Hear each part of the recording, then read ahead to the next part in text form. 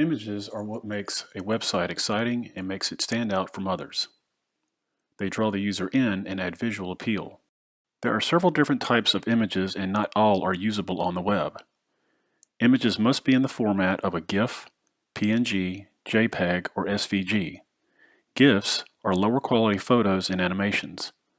The lower quality helps them to take up less space, but may not be suitable for graphics that need to be displayed at a larger size. Notice how this one loses quality as it gets larger.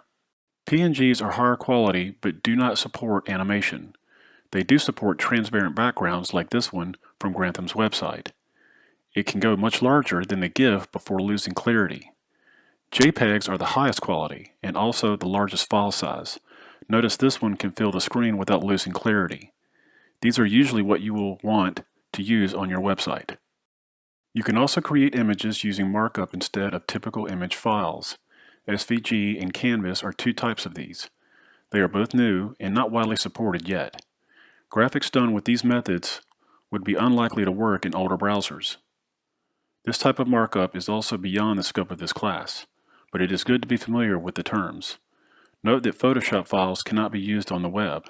They must be converted to one of these other file types to be used.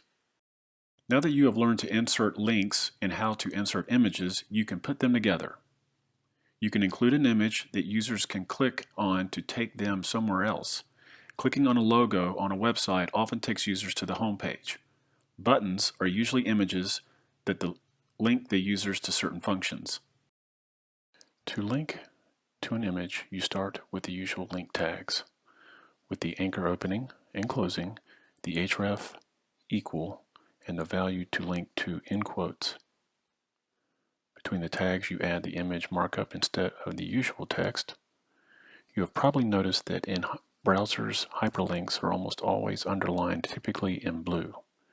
For images, browsers put a box around them.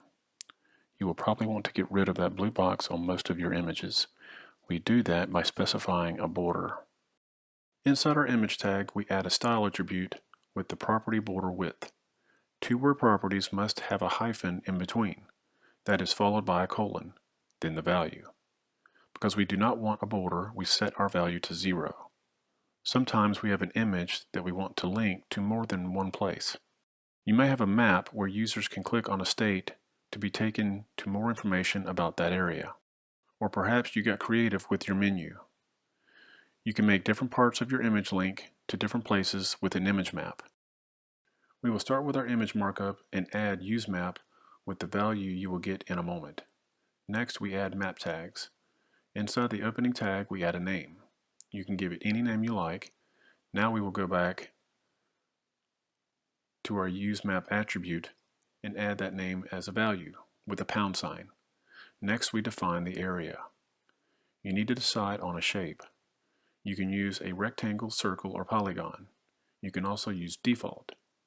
This will make any part of the image that is not part of your other shapes into a link. The next thing you need to do is specify coordinates. The easiest way to find your coordinates is by using an image program such as Paint. Here my mouse pointer is at 270 by 550 pixels. You can see that at the bottom left, move your mouse to the points you need and record the coordinates. Photoshop and many other image programs will give you coordinates as well.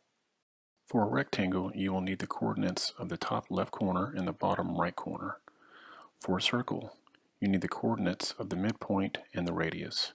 For a polygon, use as many points as needed to create your shape. The default shape does not need coordinates. You can use the coordinates for the entire image or leave them out altogether if you wish. Now we have our coordinates and can add those in. Next, we add the address for each. Don't forget alt text. I also recommend adding a title, which gives users a tooltip when they hover over the links. Now you can link images from basic links to creative image maps.